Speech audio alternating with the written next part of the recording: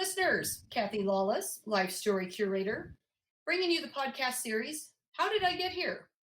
A series of interviews designed for people just starting out in their careers, people in transition, or possibly feeling stuck, and giving them access to the stories of people who have been there and done that so that they might be inspired with some new ideas or maybe just comforted knowing they are not alone, that everyone starts somewhere and everyone goes through times of transition and times when they feel stuck. Today, I'm very excited to be interviewing Susie Wargin, who is a realtor, DJ, and sideline reporter. And many of you probably have heard her voice and seen her around town. And so I'm so excited. So welcome, Susie. Kathy, thank you. Thanks for having me. Appreciate it. I'm sure once everyone starts hearing your voice, they're going to be like, oh, yeah, I recognize her. And Susie and I met through a mutual friend, and then her name also came up, if you recall, in one of my other interviews with Katie Brinkley. I say two signals in my life to say, you know what, we really need to reach out and connect and see if I can't get her on my show. So I was so excited when she said yes to the interview today. So again, welcome, and thank you for joining us. Absolutely. Yeah, I appreciate you having me.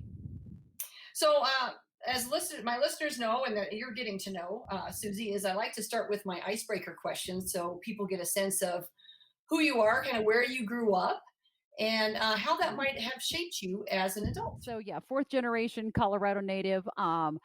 Grew up in first couple years in Denver, and then when I was 2, right after my brother was born, we moved to Broomfield, and I grew up in Broomfield. The rest of that time went to elementary, middle, and high school there, and then from there to Colorado State, and then from there was able to somehow, fortunately, stay in Colorado for all of my radio and TV escapades that I've had, and have been able to then build upon all of that to do my real estate business. So it's been a lot of fun to be here all this time, to get to know a lot of people. I still stay in touch with a lot of people that not only I grew up with, but also a lot of people from my CSU network.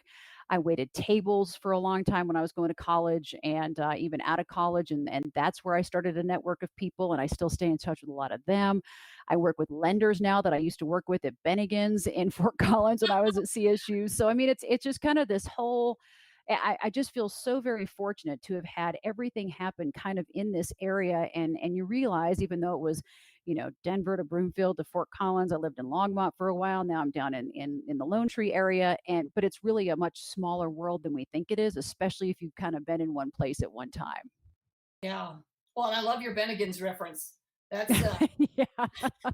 I stay in touch with a lot of my Bennigans and Potts friends. It's quite amazing. Yeah. So, besides your Bennigan's escapades, what did you do for activities as a young person then? Oh, well, and that wasn't until college. So when I was younger, my folks got married very young, had my brother and I very young, and that was kind of before people got their kids into organized sports. Like when we had our kids were in everything. And I think back in the early 70s, it wasn't really quite the thing to get your kid into everything. So I did a few things here and there, but nothing, great and crazy in particular. Wasn't a great athlete. I tried out for basketball in high school and I realized how far behind I was. So I didn't do that. So when I was in high school, I was actually an athletic trainer for the football, basketball, and track team. I wanted to be the next Steve Ananopoulos, who is the head football trainer for the Denver Broncos and has been for decades. I took a couple of classes from him actually when I was in high school, which when I see him sometimes I remind him of that. And he says, don't tell me that, you make me feel way too old, because that was a long time ago. But had I not gone into, my whole thing was when I went into college at CSU, if radio and TV hadn't worked out, I was going to go into sports medicine and try and go that route. So those were kind of my school activities. I liked hanging out with the guys. Did very well with hanging out with guys. Not that I didn't have girlfriends. I got a lot of girlfriends from high school, but I just wasn't a jock. I wasn't an athlete. I became more of one after, in my later life, in my 30s and 40s, when I started taking up triathlons. But that's kind of a different story. I'm really, really bad at team sports. And I realized that early on, thankfully. So I never had to get cut. And then I just went and I was an athletic trainer. But as far as family activities go, we did some nice vacations, got a lot of great memories of going places in Colorado. My dad was huge into trains. We did a lot of camping. My dad and my brother and I would do a lot of camping trips, which were a lot of fun. And we just did some regular kind of family stuff. Nothing crazy. A lot of skiing, a lot of ski trips. But nothing too out of the ordinary for a kid growing up in Colorado. Yeah. Well, and you also mentioned the 70s. You were right. I mean, that was kind of my decade too, in terms of there were activities, but it was school activities, and it wasn't this year-round activity, I think, like it is now No, with kids and exactly. shuttling. I mean, it was okay, you did this, and after school you did that, and then you rode home on the bus. Uh-huh, So, exactly. Or we walked, but, because the bus we were, like, just outside of being able to be bused, so my brother and I had about a mile walk from our, elementary school. So, so yeah, that was but your that's athletic okay. activity. Built character. Yeah, we rarely ever unless it was a blizzard, we did not get a ride to school. Ah. Yeah, Okay, so I'm going to shift hardcore. gears a little bit here. And if you look at a fun meter on a scale of 1 to 5, one being couch potato and 5 being life of the party, where do you put yourself? Then or now? Ooh, you give me both.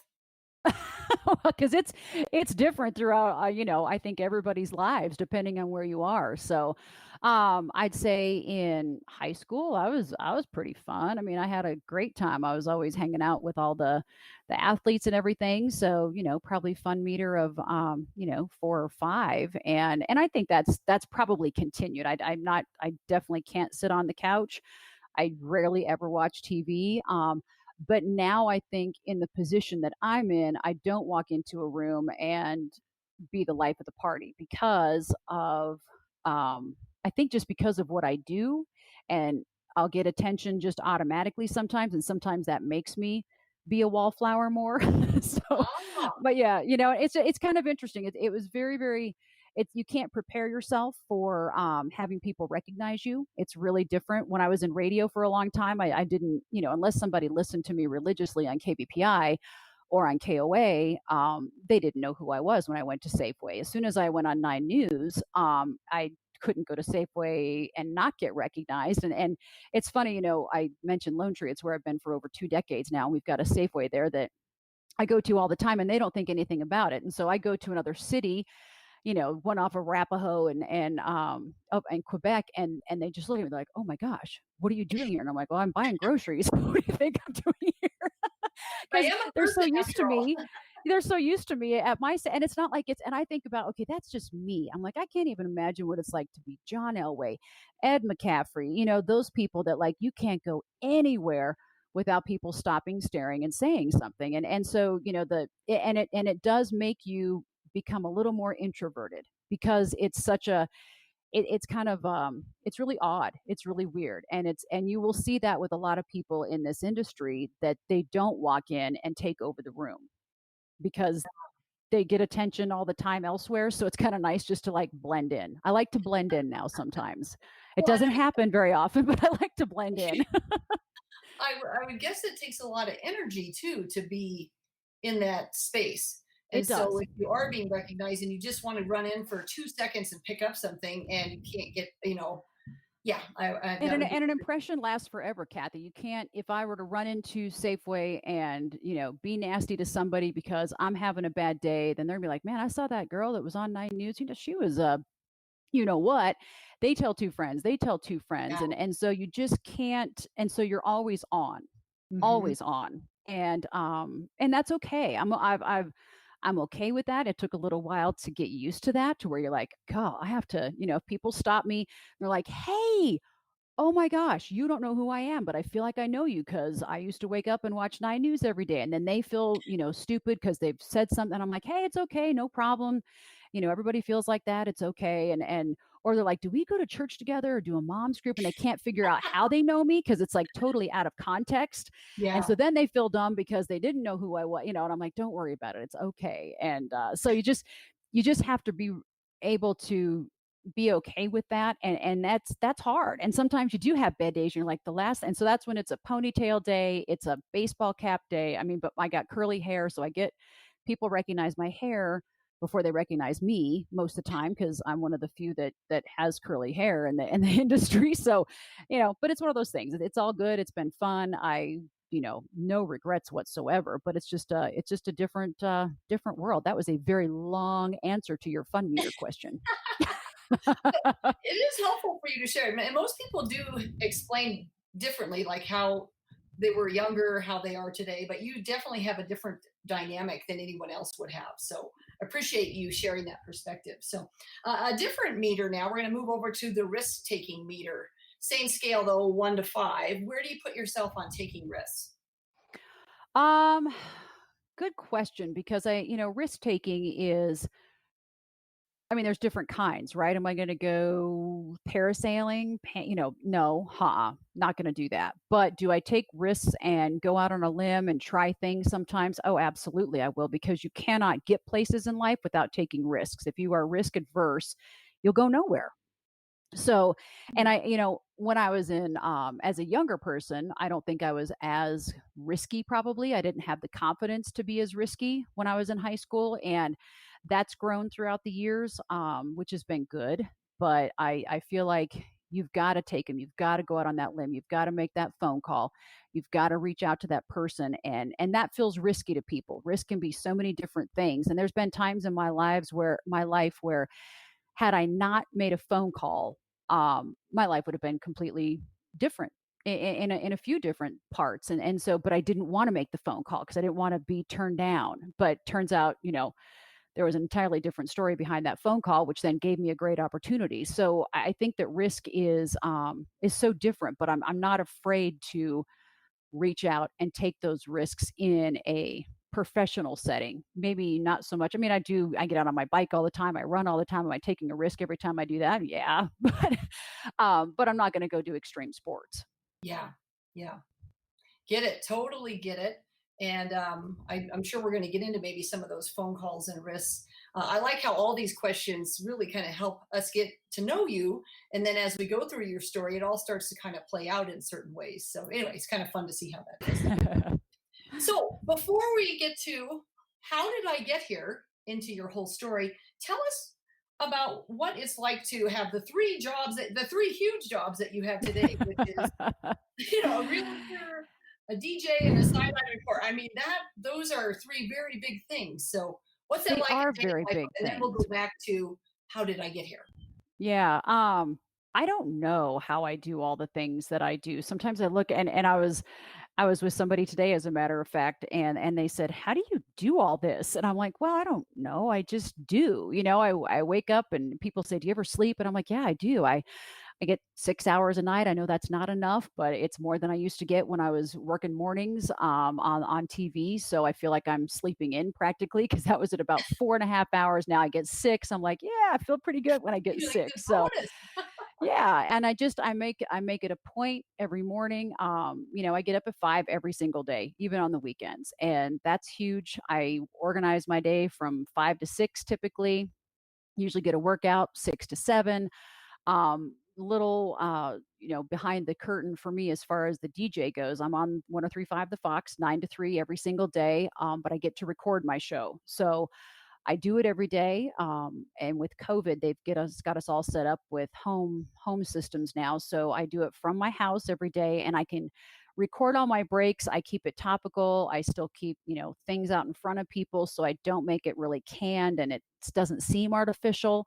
And it's worked out really, really well. So that's one of the reasons why I can do what I do. Because a lot of people think I sit at the radio station for 6 hours. If I did that, there's no way I could do everything else. And then I do a lot of real estate. I was the number one agent in my office last year, number four at Remax Alliance out of 800 in 2019, and I'm having just as good a year this year as last year. And it's building upon referrals. People just keep referring me, which is fantastic. And then the Broncos sideline gig is one that just came out of the blue. I had told the folks at KOA a few years ago. I said, "Hey, if that ever comes up, I'd be interested." But that was a few years ago, before I was, doing 40 deals a year with real estate and doing the Fox and doing all this stuff. And so when they called me last year and said, "Hey, remember a couple years ago and you said that the Broncos gig, you'd like that sideline job if it came up?" And I'm like, "Yeah." And they said, "Well, it's available. What do you think?" And I was like, "Wow." So I said, need to call my family, even though, I mean, at that point, it wasn't like we still had kids that were shuffling around to things. We have kids that can drive themselves, and Mike's not as, I'm not putting as much on him to take care of kids and stuff like that. But I did feel like it was important for me to ask them because that's a pretty big obligation during the football season to be gone for 8 weekends. And then you add in preseason, that added a couple more, three more last year because they had the Hall of Fame game. But um, I called them all and they were all like, "Why are you calling us and asking us? Why don't you just you need to take this?" I was like, "Well, I just thought it'd be nice if I asked you, because I'm kind of supposed to be your mom and be around, you know." And they're like, "No, no, no, don't call us, just take it." So when I called back, I told my GM at the time, I said, "Well, the family gave the blessing." He goes, "Yeah, I pretty much knew when I talked to you that you were going to take it. So I already told." So, and I was like, "Well, you didn't even wait for me to call you back and tell you yes."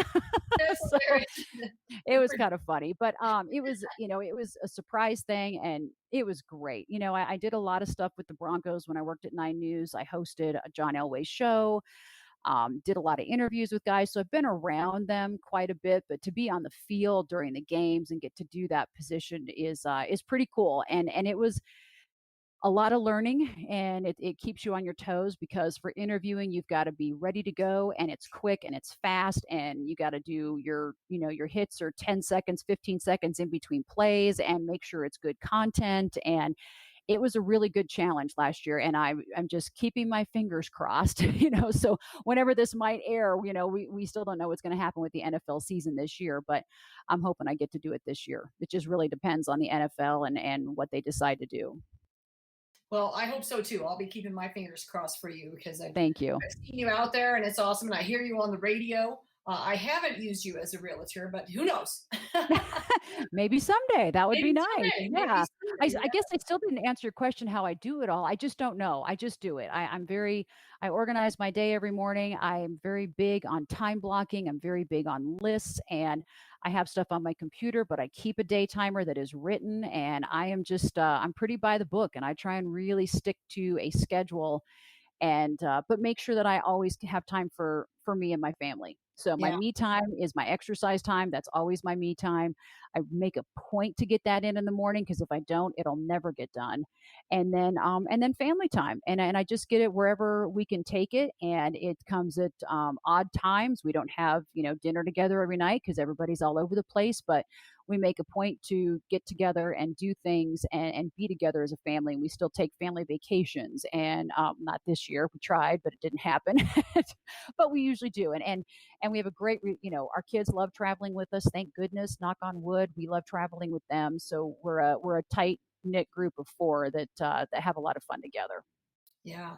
Well, I'm glad you mentioned the part where you get your exercise in because many times that's what gets left out in a busy Yes. schedule. And so you're very disciplined. So this is helpful though, because this is, what this podcast is about is for people to hear from other people how they make it all work. So I Yeah. appreciate hearing how that all works. And And in that time, Kathy, is so important. Not only are you, keeping yourself healthy, staying in shape, that's also my time where either I can organize my day, I'll end up doing that, or I listen to that podcast I've been wanting to listen to. I catch up on, it's a good, whether it's 45 minutes, an hour of being able to do some of the things that you don't normally get to during a day, or that, give your mind that break. I mean, my mind never stops and I'm always thinking about something, but when I'm working out, I really try and make it time for me, or if I'm just trying to figure out something going on in the world or my life, it's that good time to think about that. yeah, sounds like it recharges the battery in a number of ways, physically, It mentally, does. emotionally, and that's what you need. Absolutely. Yeah.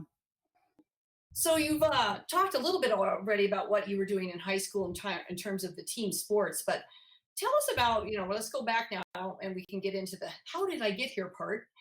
When you were in junior high, high school, did you know what you wanted to be when you grew up? You said, you were thinking about maybe radio, TV, but then also the team sports or a team trainer.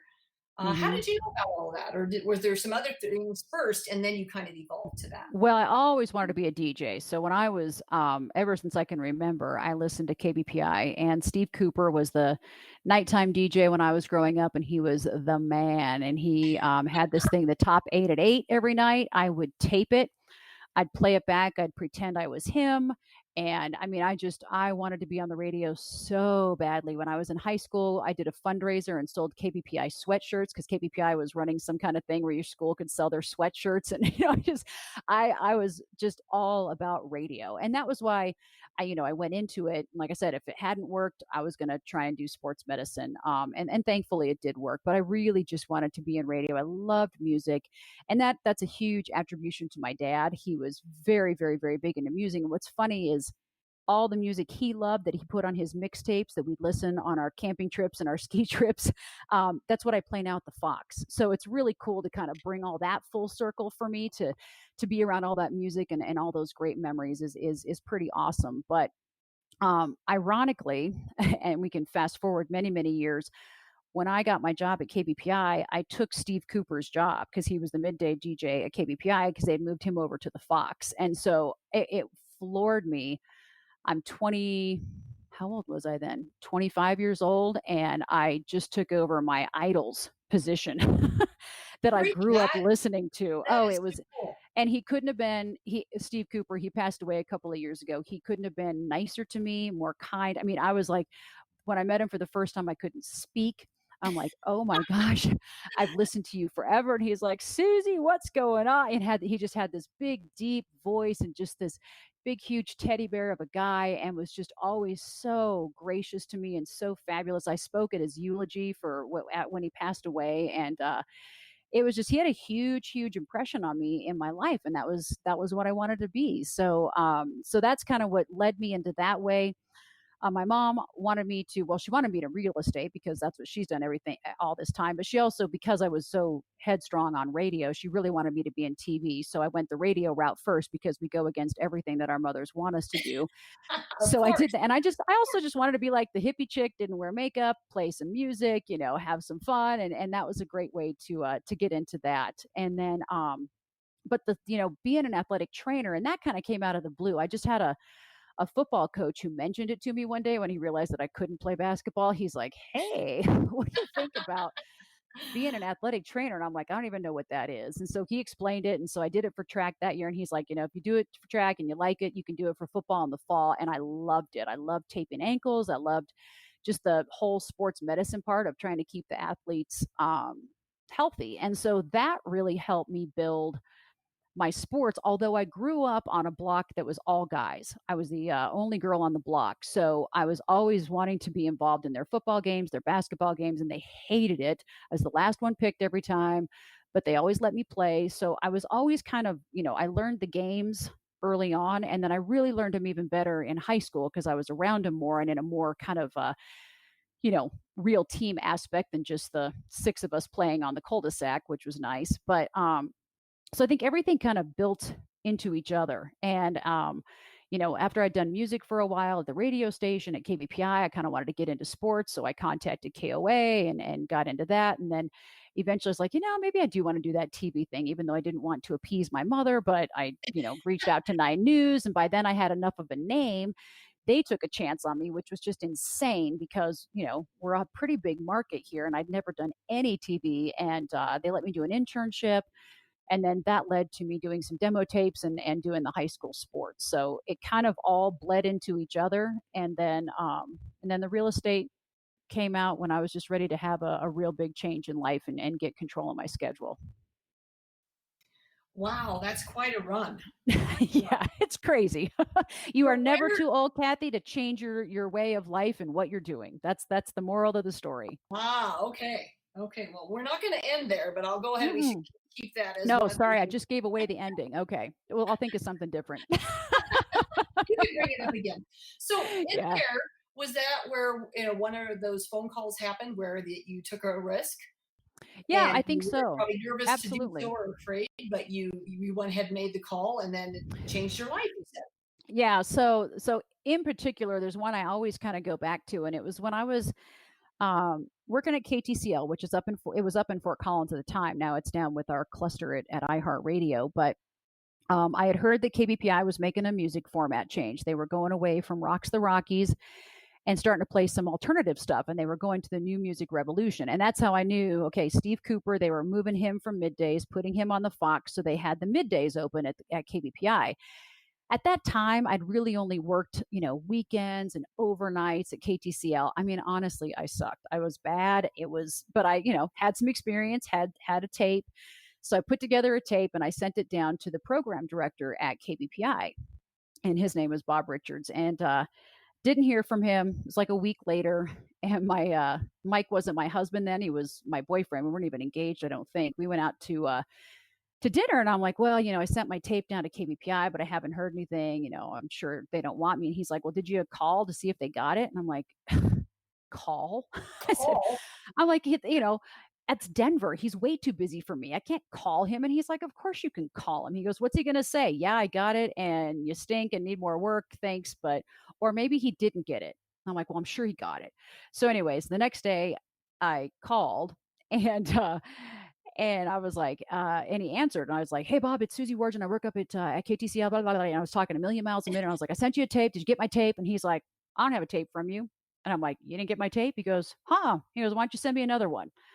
So I was like, "Dang it!" So I always, when I speak, I talk about this story, and I'm always saying that's the only time my husband's ever been right in all of Ah, our years of being together. Where he told me to make that phone call.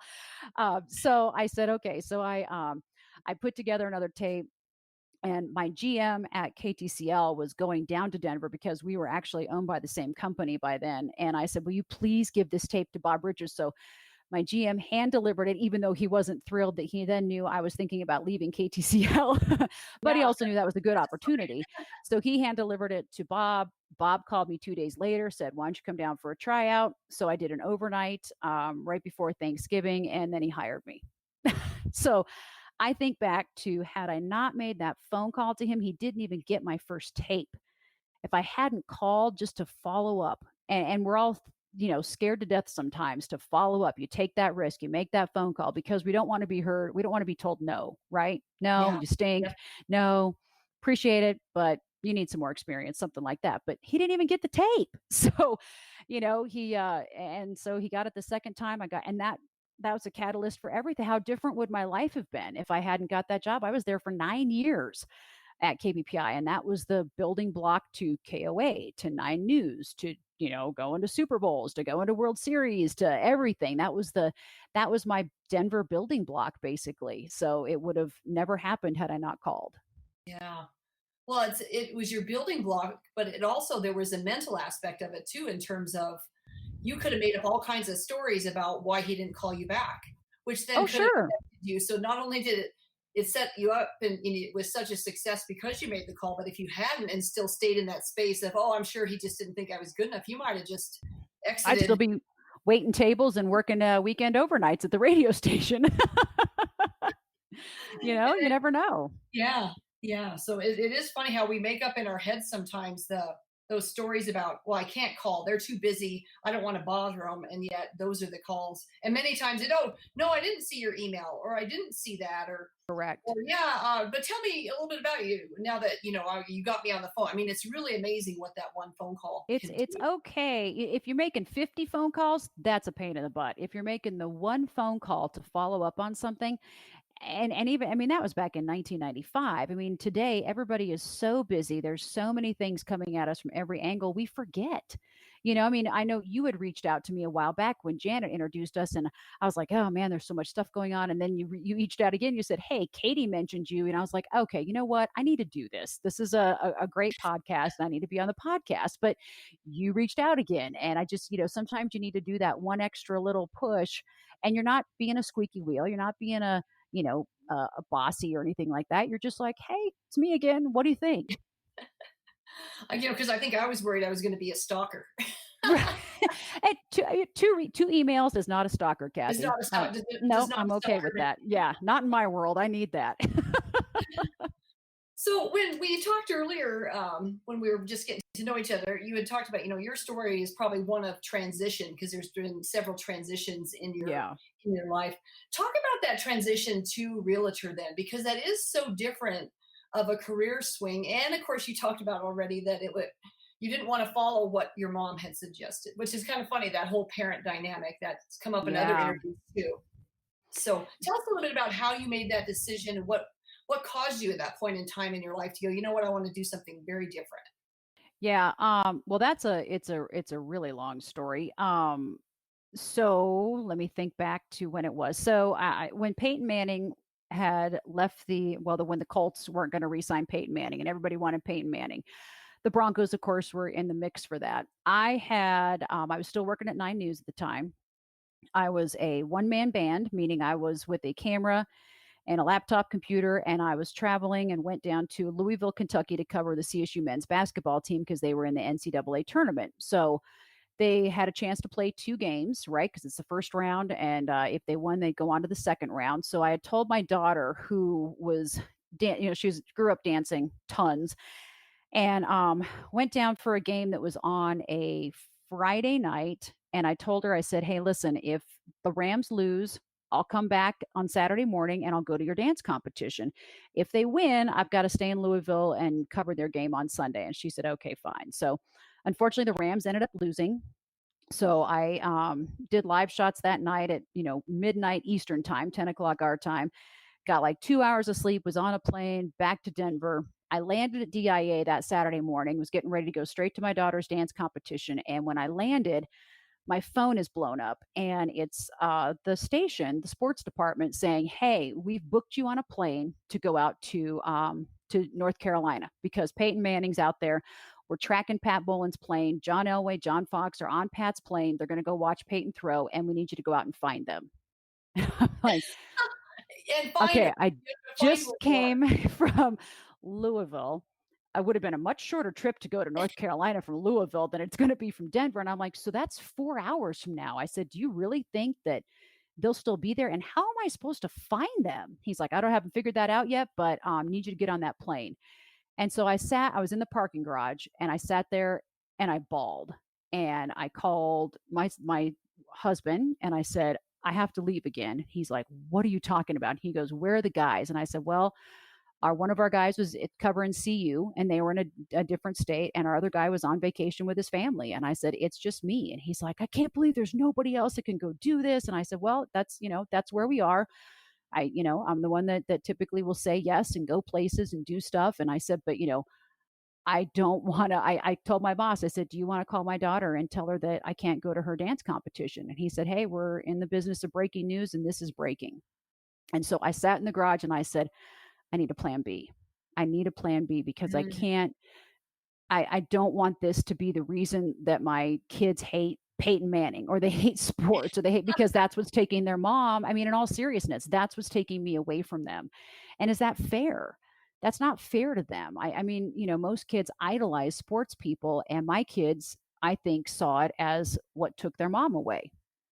So, and I didn't want that. I mean, and I involved them. I mean, and don't feel bad for my kids. They've gotten to go to so many great events. They've met Peyton, they've taken pictures with him, they've met John, they've met everybody, and they've been to some really cool things that people don't get to go to. So they've done some really amazing things because I've always tried to kind of harmonize family and work as much as I possibly could. So they've grown up going to all this stuff. But I also didn't want it to be that wedge of she can't be here because she has to work because she's got to bring that story to everybody, and then I get into a moral issue with myself. I'm like, well, I'm being counted on to bring this story to people so that they know what's happening. And but is that where I want to be? Is that what I want to be doing? So um long story short, I even got a call from my big GM and he said, "Hey, I appreciate you being willing to go back out there." I'm like, "Well, I don't know that I'm willing, but I'm going back out there." Just as I was getting ready to go back into the airport, I got a phone call and they said, "Hey, Boland's plane just left. We're canceling your plane ticket. They're on their way back." And I was like, "Thank goodness." And so I went to her dance competition, but I literally was on Pena Boulevard going, "Okay, I need something else." And that's when I thought, you know what? All these years, my mom has said, "You should do real estate." I think I'll get my license and see where I can go. I had a year and a half left on my contract at that point at Nine News. So I was like, I can just write out my contract, get my license during that time, and make a transition because I think I can do it. So, and you know, what was I mean, a blessing in disguise that I had no idea was coming was once I transitioned out of TV and into real estate, iHeartRadio came back to me and said, "We'd love to have you come back and work at the radio station. Can you do that?" And so it was a really nice marriage to return to at radio and to be able to come back and do, I didn't have to work there full time. I could just, kind of do a, I did a sports show for a while. I got to go to Super Bowl 50, and then getting the Fox gig was really cool. And I'm entering my fourth year of doing that. And to be able to do it the way I do it is just it's amazing. And I keep doing it. I get good ratings, so I just keep going. All right, as long as the good ratings keep going, hopefully we can keep this kind of going because it's a pretty fabulous life. Yeah. Well, I know you said it was kind of a long story to share about how you made that decision, but thank you so much for sharing that because those are the things that happen to people that you kind of make these deals with yourself about I got to make a change here. This can't Yeah. working It was for me. the straw that broke the And camel's back. I was just like, I can't do it anymore. I can't have that where I tell my kids I'm going to be somewhere and then have something come up and I say I can't go. I can't have that on my conscience anymore. And so when I did leave, I mean, I went to everything and I volunteered at everything at the high school. I was involved in all kinds of after prom and the Palms team. I was the president of booster clubs and I got very involved. I do the PA for the football games at Highlands Ranch and things like that. So and that's how I know Janet, your friend Janet. And fundraisers and all kinds of stuff. And so I was able to get involved where I just couldn't do that before. I could never be that committed to some things volunteer wise, which was really nice to be able to do. well, and when I hear you talk about how you plan your day, you make sure you plan time for you in your day and all that planning. If you don't have the control of your schedule, that's got to be really hard on you too. I mean, that's becomes Very an much. integrity thing, and you planned your work, and then you're working your plan, and then it gets a wrench gets thrown into it, like, oh no, you're going back out, and Yeah, yeah, go cover this for us. And that was hard work in the morning show. What a lot of people forget, and I have such respect for people that work overnights and work in the early morning hours. I'd go in at 3, so in theory, you should be off at 11, right? Because that's you've kind of worked your day. And yeah, I would get asked to go cover news conferences at noon because most people came in at 9 and they don't see that you've been there for 6 hours. They're just starting their day. And you're like, wow. So now I've worked from 3 to 1:30. I was going to go to a workout in, but I'm so tired. I can't, yeah, and the kids are about to come home from school. So then it just really, and it all kind of dominoes all together. But again, I mean, there were days like that and people have bad days, but it was a great job and I got to do some unbelievable things, go some crazy fabulous places.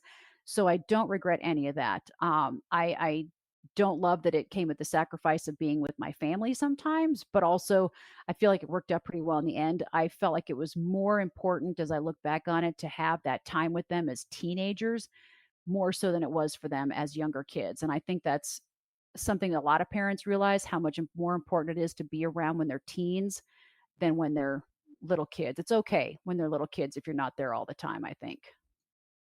but more important when they're teens. Yeah, I think so. I great mean, lesson it's learned, yeah. yeah, I mean, if you could be there all the time, no matter what, that's even better. But, for people that really struggle with, oh man, going back to work and, their babies and this and that's like, you know what, don't fret it as much then. Be around when they're teenagers because that's when the real stuff, when they're becoming independent and you need to know who they're for, when they're younger, you have so much more control. You can know their friends, you can figure out their play dates. When they're teenagers, you have to start giving some of that up, but you still kind of want to know who they're hanging out with and what they're doing. So by being around, you can do that a little bit better. Yeah, yeah.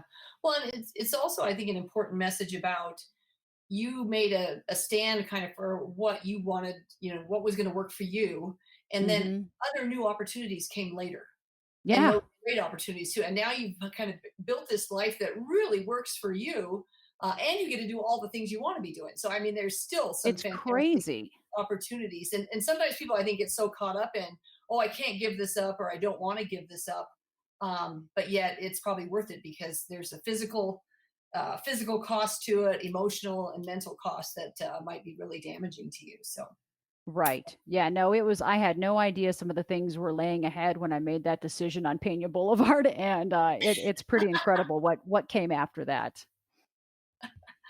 well, Susie, I could probably keep going most of the evening here to interview you and ask you more questions, but we probably should start wrapping up here. I think we've got a really great behind the scenes look at what you've done in your career, but also we've got some great insight into how you made those decisions and what was driving you. So let's kind of wrap up with a question about, if you look back, is there one characteristic maybe, or maybe a theme, or some sort of guiding point for yourself that served you best as you looked at your career? Um, Honestly, I think it's well, networking. Networking is so huge. Like I mentioned at the very beginning, I work with people now that I worked with in the restaurant industry when we were, 18, 19 years old at Bennigan's and at CB and Potts. And they're, a lot of them stayed around here and I've, gotten to know them in their next life and we do things together, which is great. And I tell my kids this, I'm like, wherever you are, always be looking for that opportunity to meet somebody and get to know somebody and figure out what they do, because you never know if they might be the key to the next door that opens for you. And so I think that just always having those feelers out, I say it on my show every day, be kind, be good to people, be just I don't even know how else to say it. I just think it's just so important to always kind of be aware of who's around you and understand that, everybody could be an opportunity to something. You just don't know what it is. Yeah, and you don't know what it is until engage with them, right? Be Correct. curious Yeah. and kind of find out what's going on in their world, and you never know where that's going to lead. Yeah. Yeah. Well, and what's funny is, when the whole coming back to the radio station thing, that kinda happened because I was at Trice Jewelers puts out a magazine every month, and I got to be in one of their monthly magazines, and they do, like, this little reveal party, and the general manager for iHeart happened to be at that party because his wife was in the magazine as well, and I told him, I was like, "Hey, just so I'm leaving TV and doing real estate, so if you guys ever need any fill in, come, fill in on the sports shows or whatever, let me know." And he's like, "Oh, okay, cool." And it was literally within a week that I got a phone call from him, and he's like, "Hey, do you wanna come back full time?" And I'm like, "Oh, no, no, no, no, I didn't say full time." I said fill in. Wait, whoa. So, but it was just, we happened to be at the same party. I happened to see him, talk to him, and I'd known him for 20 plus years, so it wasn't a big deal to chat with him. So I love to impress upon people, when we talk about risk taking, don't be afraid to chat with somebody, to make that overture, to put that hand out. And now, don't do it now, do it virtually, but chat with people. Yeah. Wow.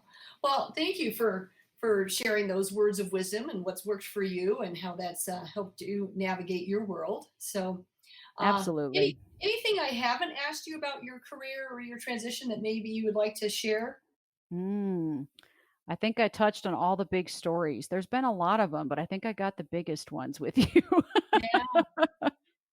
Well, I'm amazed. I like I said, I listened to you on the radio, and then when I got to learn more about all the things that you're doing, I was just blown away again about how much you get done in a day. But then also when I look back at your history and just the different things you, but they all seem to make sense. But that's another concept I've learned is that when you look back on things, they all seem to line up, right? But at the time when you're going Mhm. through that many times, there isn't a particular master plan.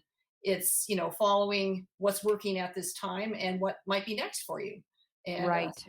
sometimes that's another way to move forward. Absolutely. Yeah. Okay. Well, Susie, thank you again so much for sharing your story and all of the stories that you brought to us. I really appreciate that. So, Absolutely. Yeah, I appreciate you having me and thank you for what you do with the podcast. You do a great job. well, thank you. I'm coming up on my 1 year anniversary, so I'll be celebrating that next week. Nice. 57 published, 64 interviews. So yeah, so it's been quite Wow. good here over the last year. So That's great. Good for you.